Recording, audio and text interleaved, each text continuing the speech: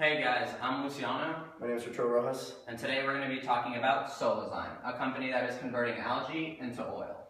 Solazyme was founded in 2003 around the Bay Area by two college friends, Jonathan Wolfson and Harrison Dillon. The company produces sustainable products from algae, such as oil and several ingredients. These several ingredients are the foundation for a better fuel, better personal care, healthier foods, and better industry. The company takes algae's natural oil producing capabilities to produce a large quantity of these oils, which can then be used for these downstream processes. Now we're going to talk about what sets Solazyme apart in a technological sense. So most commercial algae that is grown is autotrophic, and what this means is it's algae grown in a typical pond and it relies heavily on sunlight, which, as we know, cannot be controlled easily. Solazyme realized that this reliance on nature was not a good thing, so they decided to go a different route. They pick a different strain of algae that is heterotrophic. This means Solazyme must give it nutrients and food, but in return the algae does not need sunlight. Therefore, the company can run reactions in the dark, and it can work during nighttime, not only the daytime. So, in effect, what they have done is abandon the free resource of sunlight, but now they can chase a higher volumetric productivity at a lower cost. Thinking about this, a potential downside is that there's not many strains of heterotrophic algae, so not as many oils can be produced by Solazyme. But through this technology, they are now able to get 80% of the oil extracted from the algae versus 10% that a regular producing can make. Solazyme's process begins by adding sugar and heterotrophic algae into a fermenter. Here, the algae turns sugar into oil within itself. This entire mixture flows out of the fermenter by the outlet stream. This outlet stream contains unreacted sugar and oil-rich algae.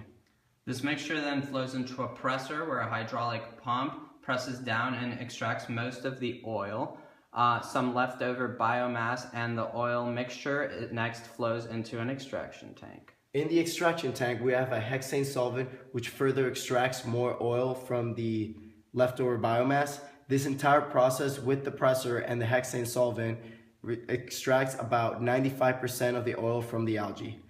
From out of the extraction tank, we have recycled biomass which flows back into the presser to ensure most of the oil is extracted. We also have a waste stream coming out of it, and the desired oil then flows out from the extraction tank. This oil, which happens to be rich in triglycerides, then flows for downstream processing, where it will react in a sodium hydroxide catalyzed reaction to create hydrocarbons that are found in industry, fuel, food, care. As we mentioned before, Solazyme's unique process relies on heterotrophic algae. In essence, this boils down to their fermentation process. No pun intended.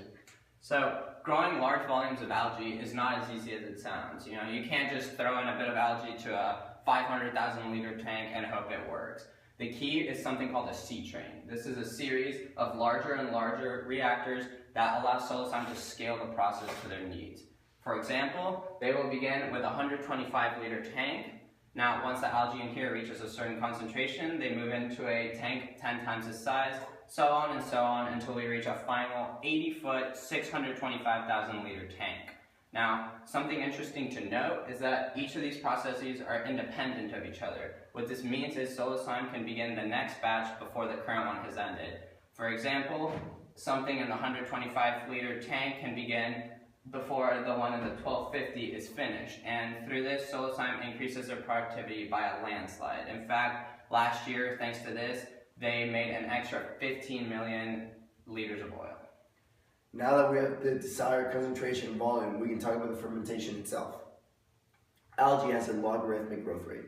Therefore, it rapidly produces biomass but very little oil. However, when starved of nutrients, algae shifts into an oil production phase stage, which means it just stops growing itself and starts producing large quantities of oil within itself. In the fermenter, it's easy to push this growth rate until sufficient biomass is produced, and then we change into the oil production phase. This is very hard to do in the open pond system. However, Solazyme can accomplish this feat in a matter of 2 days.